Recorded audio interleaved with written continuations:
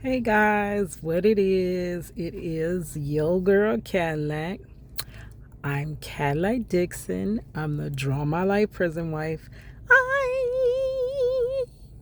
the legally blind artist that is rapping and painting for justice.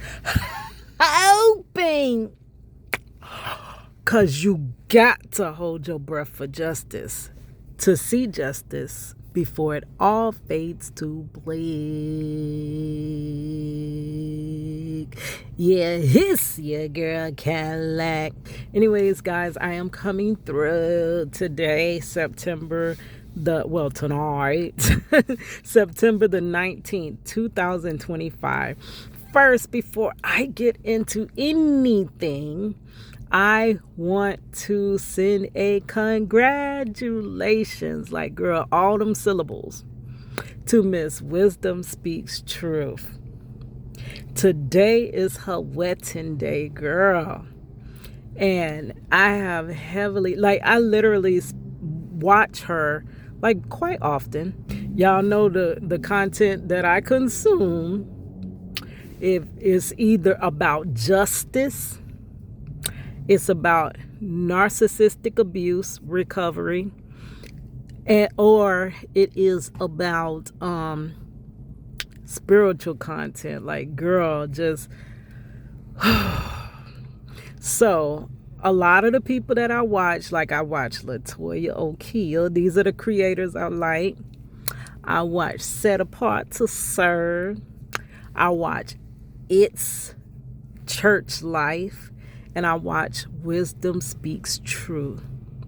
There are a few other ones. Girl, I need to check out Diamond Royal from Diamond Royal Ministries. I ain't watched her in a long time. But yeah, I like that type of content because I, in my life, am basically just strengthening my relationship with the Lord. I am really like, I can't believe he waited on me too. Girl, you know I'm a slow learner, right? I picks up everything like way after everybody gets it.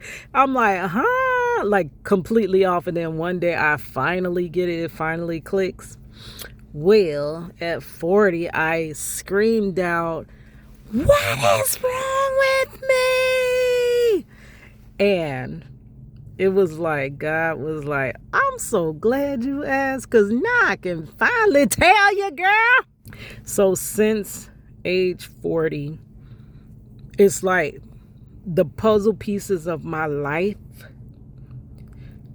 he has been giving me the missing pieces. Like, I have some scattered pieces, but I know there's intricate pieces that are missing. But it's like one by one, he is filling in and giving me, like handing me those pieces. Like, he wasn't going to hand me them pieces until I completely like surrender. Like, I can't do this. Like, I don't know what's wrong. And if you don't fix this, I can't go past this point. Like, this is cut off right here. So those content creators that I just mentioned, they helped me along on my journey. And I listen to Miss Wisdom Speaks Truth a lot. But I mean, just lately, she's been really just passing my algorithm. So I clicked. Right, you know, it's a certain time. Like at one point, I was listening to Shantia Deja, or I was listening to Jordan the Chosen One. I ain't seen him in a long time. So it's kind of a handful of, like at one point, it'll be a certain handful of content creators that I would listen to that basically kind of aid you along through your spiritual journey. God has always put people strategically in my life. At least one person, I promise you, every part of my life is like he sent that one person at least to guide me down the correct path. So now I just mentioned the handful of creators that I listen to now that God strategically put in my life to get me down the right path. And the thing is, I always felt like my life was a bumbling mess. and that it just can't be no good to come from it. I can't. What could you really make out of this? Like this mess here. So,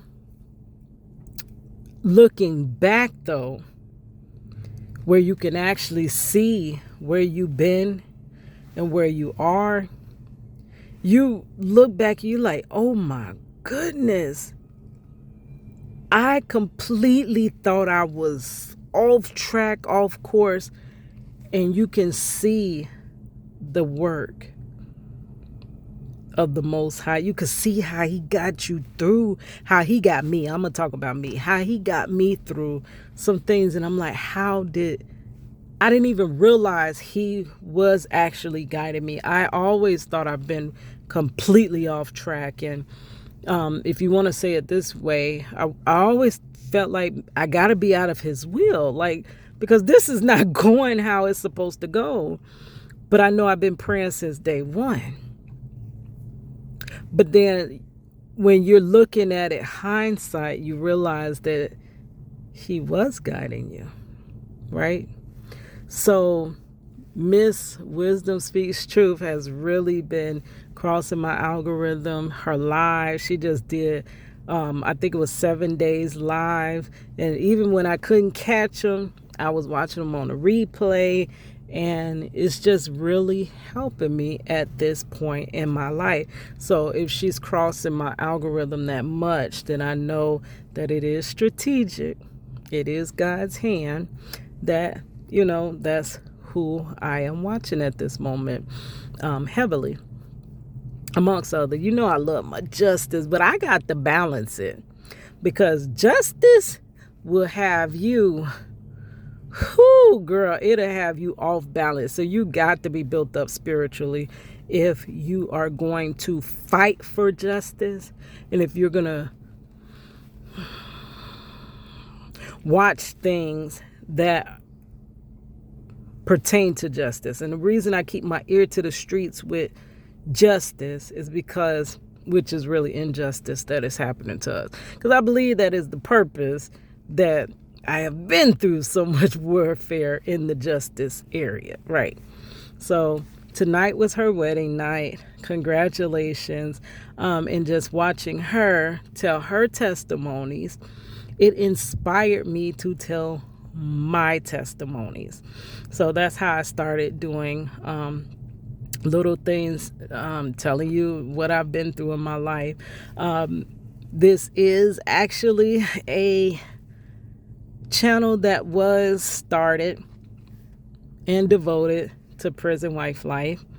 I am a prison wife. I am the OG prison wife because I have been a prison wife for 23 plus years. And it's been a long, dark, lonely road. It's been difficult, and it's something that you think you'll never get out of. You'll never get through this, right? So I started it because I didn't want this tragedy in my life to be in vain. My whole family life, it affected all of us. I didn't want it to be in vain, and I wanted to tell my story with hopes that it would help other prison wives. Well, prison wives don't come by my channel. I don't even know who stopped by my channel, but I can see my analytics. Most times it's new people. That's fine. But it also is not. I have more men watch me than women, so they definitely ain't my prison wives. So I don't know. Maybe y'all prison husbands. Somebody did ask me that. What about the men who female is in prison? Like, girl, I don't know. I can't tell that story. That would be for a man, prison husbands too. And I bet you would actually be big, because nobody has content. That is a desert right there. Prison husbands. You do not see that online. So if you ever wanted to just jump in and fill in the blanks, because that's where you find that gold mine on YouTube. When you find something that other people ain't doing and you started off, girl. But I can't speak to prison husbands. Maybe you can kind of relate, but I still think it's probably a little bit different. But anyhow, I got somebody watching me. Every now and then I get comments. I thank you so much. I actually got to sit down and go back, and I try to at least like, so I know that you know that I seen your comment. I'm not ignoring you at all. I just run myself ragged that I really don't even had a chance to sit down, but I do try to comment back, but it's still some more. I want to answer every comment that comes through my channel, because that's only right. You take the time to watch my ranting, to watch my meltdowns. Y'all been with me 5 years. I have been back on YouTube for 5 years, loyally, almost a daily uploader, and y'all have been watching me, and y'all have been riding with me. So the least that I can do is comment back, right? So I got to sit down and do that. But all that long-winded stuff, all that long-winded speech, just to say that she inspired me to start telling my testimony. And if I'm not going to touch prison wives' lives like I wanted to, I'm not going to free Marcello like I really intended to. Possibly is somebody else out there that can relate to some other aspect of my life, because I'm literally showing you my whole life, like everything I go through. So another big thorn in my side, besides being a prison wife, has always been my job. It has always been a struggle working. I started working when I was 17 years old. That was my first job. And I used to beg my mother. Well, my first job was babysitter. I'm 1/5 of 5 sisters. I made a rap about that, but I ain't gonna bore you with it. But 1/5 of 5 sisters, and I am the second oldest. The oldest sister moved off. She grew up, moved away, and I was left as the oldest. And I was left, me and my younger sister are 9 years apart. And then I believe 14 and 16 years apart from the baby sisters. So it is very large age gaps between me and my sisters, which, with you being so much older, you end up being, I was basically like a second mother. I was changing Pampers since long as I could remember. And I only had one child, but how I raised everybody. I raised my cousins. I raised my sisters. I'm raising my grandchildren's. My nieces and nephews, like every child, I literally, and a lot of people have told me that too, that I have a special connection with kids. Kids love the gel out of me. And I love kids. I feel like because I guess a lot of our traumas come from childhood, and a lot of all my trauma, except for the prison wife trauma, but that also was a compounded trauma that stemmed from childhood, right? So I believe if we can give children a better childhood, a lot of times they become better adults, healthier adults, emotionally healthier adults. So I don't believe a child should ever be mistreated. I cannot stand that. And I just love children, but I'm not going to say that. I was blessed with one child. And then I wanted 5, but that was cut short when my husband was taken and had to do this wrongful conviction. So because I am staying faithful, like where I'm gonna get the children's from, I ain't got the money to be doing what Papoose and what's the name, Remy Ma had done did, and all them on Loves and Hip Hop and them. I don't have the monies for that. I always wish maybe I did have the monies so that we could do something like that, but girl, it didn't happen. So I have one, and I have grandchildren, and grandchildren are very similar to your own children's, girl. And I do have to be grateful because I do know people that couldn't even have one child. And I'm like, yeah.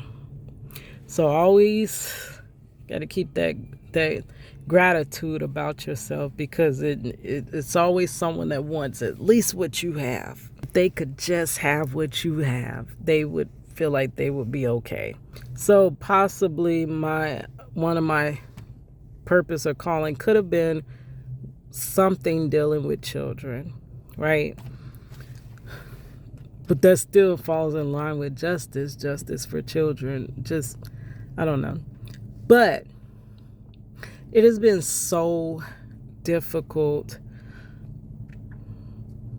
One, I grew up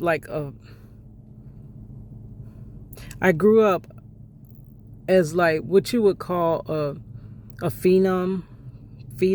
I'm probably saying it wrong. I was a very, very, very gifted child. Artistically gifted. I started drawing masterpieces at 11 years old. But I actually picked up my pencil to actually draw, and it was the cartoons, but it was looking right on point. But by 11, that skill, and I promise you, I did not take classes. I didn't learn nothing like that. Of course, I've been in an art class, but the teacher didn't teach me nothing. I literally picked up a pencil one day and could draw. It was like I didn't even know that was in my hand. Like Moses, what's in your hand? The moment I picked that pencil up, I was drawing. And I think I did in the storage. I'm going to show y'all soon my sketchbook from when I was a child, because I've been looking for those pieces, because girl, I think I was better back then than I am now, like, because I had the time. I had time today. Like, for real, I had time back then, but now I'm rushed and I can barely squeeze my artwork in. So being gifted and always causing attention, like people, I always got people's attention, like literally. I really just thought things would be figured out for me. Of course I'm going to be an artist. Of course I'm going to make money. Of course. But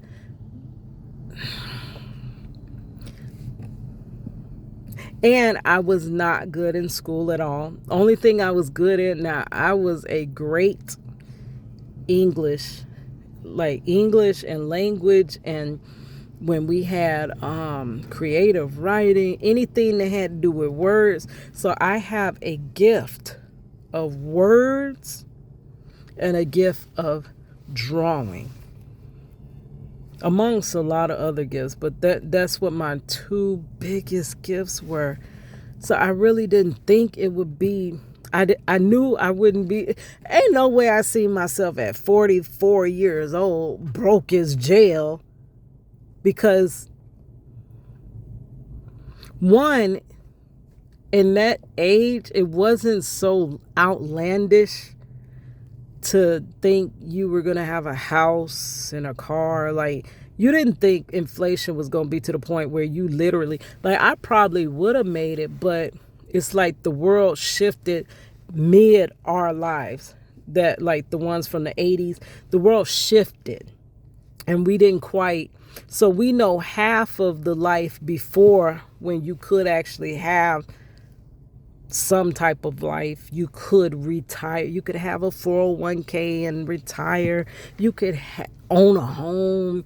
You could have a car and pay mortgage or and pay rent and put food in your fridge. Like literally half of my life, that was plausible.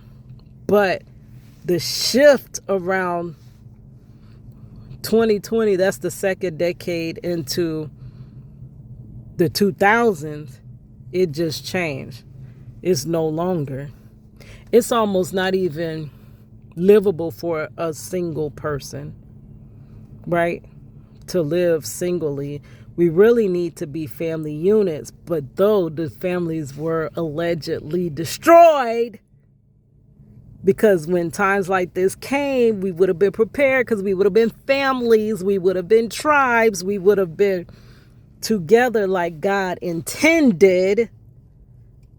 He did not make us singular people, but we're so dysfunctional that we can't come together. That's like my 5 fingers. I need every last one of these, girl. And when they numb, girl, you feels it. You feels it. My thumb numb. The rest of my fingers don't want to do nothing. I need all 5 of these fingers, right? But that's like the pinky saying, look, that thumb there getting on my nerves. I can't stand the thumb. I don't care what happens to the thumb. I need my thumb and I need my pinky. Like literally, we work together, and then that's how we can grasp stuff and we can draw and we can do all this other stuff. But because humans allegedly want to do everything against the way God intended, we suffer. So had we still have family units, this shift might not have affected us so much. But I just still didn't see this. I literally did not see being broke as jail, barely paying bills, but work hard as heck. Worked your whole life. You done broke your back down working. You done broke all your fingers. I understand literally working my fingers down to the bone. I know what that feels like. And then you still don't have enough to survive. People are like, get a job. You can't even tell people that no more, which I never did that. That is that holier than thou stuff. You got to say, go get 3 jobs. Why don't you just get 3 jobs? Like, why are you begging me for money? Like, you literally cannot. You can't make it. You probably can't even make it off of 3 jobs. Like, for real. But yeah, so working, I always wanted to be an artist. I was not good at much else. And the way this society is set up, it is not set up for the creatives. It is not set up for the artists. It is not set up for the free. It's not really set up for that. It's set up to fall in line corporate America, desk jobs, claw your way up to the top, and, just still be working your life away, but you get a little bit more money for doing so. That is really what everything is set up. All going through school, you're trying to just get a good job. We're asking kids, what kind of job you gonna do? Like a kid, why are we asking you about jobs? Like, honestly, if you really sit back and think about it, what kid can clock in? I know they need to think about it so that it can open up their scope of what they can be. But should a child really have to sit up and worry, like, about what they're gonna do? And then most times when you are of age, you don't even know what. That was me.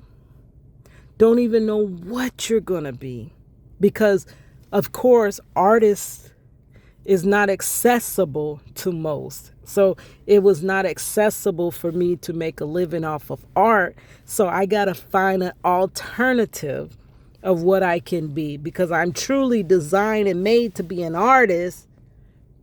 But what can I act as, because I cannot make money with art? That has been the struggle of my life. And because of that, being the only thing I'm good at is creating. But I got to take creating off the table and make money and barely put food on the table another way. I've always been stuck at kind of these low-lying jobs. And it has aggravated me so much. It makes me feel like, and I know I have the potential. I know it's so much potential in me. But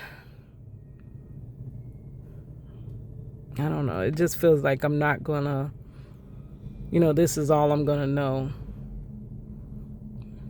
Barely, yeah. So it's been rough when you know you're something. It would be like me knowing, okay, you know how the butterfly starts as a caterpillar, right? And I know, even as a caterpillar, I know I'm a butterfly. I know I got beautiful wings. I know what's inside of me. I know who I am. I know what I give. I know what I bring to the table. I know my value. I didn't always know my value, but I do know my value. But let's say I never came out the cocoon and I didn't transform into that butterfly, and I just stayed that creepy, crawly caterpillar, way beyond when I was supposed to grow my wings, way beyond, and I'm still a caterpillar. And I see all my other caterpillars that I grew up with, that came out the cocoon, they come out as butterflies. And I'm still looking around like, hey, where my wings at? Okay, I guess it's not time yet. I'll just keep on. I'll just stay in this cocoon. Then there's the next one. Oh, their wings are so beautiful. Look at all the pretty colors, the beautiful pattern. I can't wait to get my wings. I can't wait to fly. And I just stay in the cocoon. And then I get so old to where, what is the lifespan of a caterpillar and a butterfly, really, right? You get to a certain age and you're like, am I ever coming out of this cocoon? Like, for real? Like, this is it? I got to be midlife. We don't know that day, but I'm at least midlife, right? Am I coming out of my cocoon anytime soon? Am I ever going to have my beautiful wings that I see myself with? So that's been the struggle. Being an artist and being a wage worker.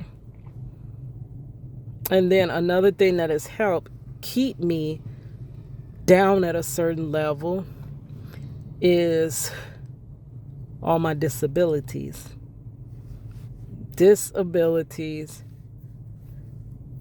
disqualify you for a lot sometimes. So many higher paying jobs, I've been disqualified because I don't have the ability to do them. And then I ended up with carpal tunnel when I was 22 years old. One of the things that, and I always think about this, I was a cosmetologist, one of the best you ever seen. You've never seen nobody as creative. Like, there are other creatives. I'm sorry. I'm just too my own. I'm sorry. There got to be other people just as creative. But I got something special. I know it. And the minute I get through school and get ready to get out there and just make it, I'm riddled with carpal tunnel and nerve damage at 22. Do you realize the market of beauty professionals in this day and age? In my day and age, it was pretty good. But this day and age, I could have been making, by now, I know I would have had my own salon. I would have been made, like, for real. But before I can even attempt to go after it, cut off.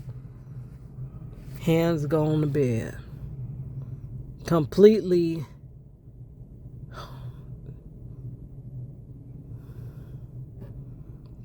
forcing me to stay in that cocoon.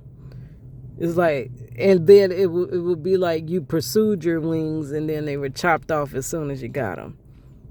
That's what it feels like with this carpal tunnel. So it's been a challenge. It's been a challenge. You know what you could have been had you not gotten injured. And I look back and I'm like, I sure would have been set. Would have had that lawyer money that could have made this whole part of my life would have played out differently. You know, it played out this way because I was broke. And I was barely able to take care of my family. Everything was thrown on me to be a breadwinner, but the breadwinner needs to have the ability to go get the bread, right? But what if you're broken and you gotta get the bread? You gotta get it. You can't make it without it, but you can't even do what is needed to get the bread. Like literally. But God got me through that. Age 22, I had our daughter at 20. Disabled by 22. Raised our daughter as like I told you, my life's an oxymoron, a single married woman, right? Single wife. Raised our daughter alone, single mother, right? And she had the best of the best. That's nothing but God. How?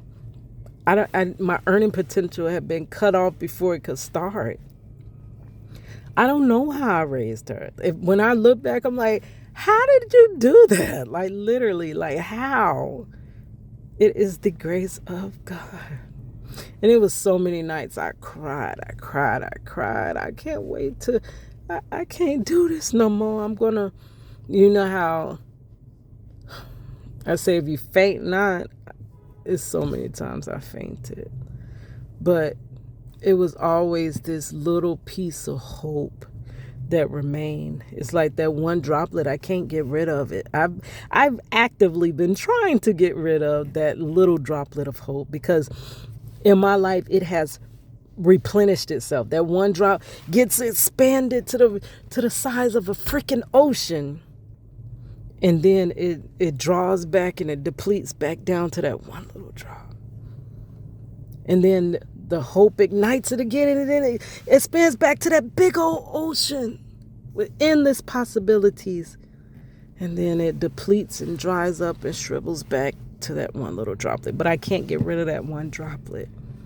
I can't fully give up like I wanted to so many times. Disabilities will make you want to just freaking just let it go. But I can't. That droplet of hope is there. So that's a slight testimony. I talk about it a lot on this channel because it is one of the biggest thorns in my side. Maintaining a job while being disabled. It's not easy. It's very difficult. And then people compound it because people honestly don't know how to have work relationships with people that are disabled. Right? It's like, man, the company hired me with my disabilities, so they must have thought that I bring something to the table. We have laws right now. I don't know if that'll ever change, but you do got laws that ensure the equality of disabled people. So what gives you the right to mistreat me or pile more work on me or refuse to accommodate? What gives you that right? If I was fully able-bodied, I wouldn't be asking for accommodations. I'm not that. Baby, I worked from 17 to 22, so I have work experience without being disabled. And while being disabled, I still do circles around those that can do the, I'm tell you now, the biggest issue is the cash register. Which, if I were not disabled, I would not have a problem. Like, literally, you just stand there and you just take the orders. It is so much less work than the other positions. But I can't do it because it hurts me. Right? But if I was fully able-bodied, I wouldn't even have a problem with doing it. But of course, these other fully able-bodied people that I work with have the biggest problem doing it. I don't know. It's just been hard. I've been through a lot of stuff, like people yelling, does she have a doctor's note? Well, it is my right to not have to tell you about any physical disabilities I have, because disability, and this too, a lot of times you're treated different if people can see your disabilities. They need to really see the disabilities on you. But there's a certain thing as people being disabled that you can't naturally see it. You can't see my pain. Can you see my numbness in my hand? How could I show you the numbness in my hand? How can I show you the electric shocks going through my hand and my back? How can I show you, you can't see it. And because I'm so resilient and work through it, you don't know it's there unless I tell you, look, this is hurting me. Could you please help out? But yeah, so that's just one of the other issues that I deal with. I don't know if there's anybody else out there, because I don't know, like a lot of people have said, why don't you just apply for disability? And I did do that route before. I tried, but it's not to say that it won't get to that point where I'm going to have to. But that as well, how you gonna tell somebody that, oh, you disabled, so because I don't want to be fair to you, you should just go get disability? Like, I've had people say the craziest things. I've also had to have leaves of absence so that my body can rest in between. Like, I run circles around you, but then I feel it a long time after. So it was where I would have to work 3 days and 2 days off. I'm sorry, 3 days. It was to the point, the job position I was in, I was working 3 days and 4 days off. But them 3 days, baby, I was finna outrun you. Why is it any of your business that I'm working a shorter amount of days? That's less in my pocket. But yet I'm doing more than you're doing. But you got 5 days. People, oh yeah, they recognizing her now, but it ain't like she gonna be here tomorrow. Like, I have dealt with so much. And it's almost like the enemy is painting me as a person I am not. I am not lazy by a long shot. If I was lazy, I would have gave up a long freaking goddamn time ago. I am extra over Like I work hard as I don't know what, way beyond and above what is necessary. But you're painted and everyone sees you as just, you're a slacker. You're just complaining. Like when I talk about my prison wife content, just complaining. I mean, just find somebody free. You just, like it's completely giving the image of somebody that is just, but that's not even me. Like I told you, it feels like I'm living an alternate life. Like this ain't what God, that's just like Joseph. Joseph like that. God ain't showed me this. Present for something I ain't do. He showed me I was king. So literally. All right, guys, it's 11:11. I need to start heading home. This actually finna cut off. I didn't even get to get into the whole purpose of this testimony, but I guess that was a testimony in itself, and it basically went however God saw fit for the conversation to go. All right, guys, I will talk to you later. It's your girl Cadillac.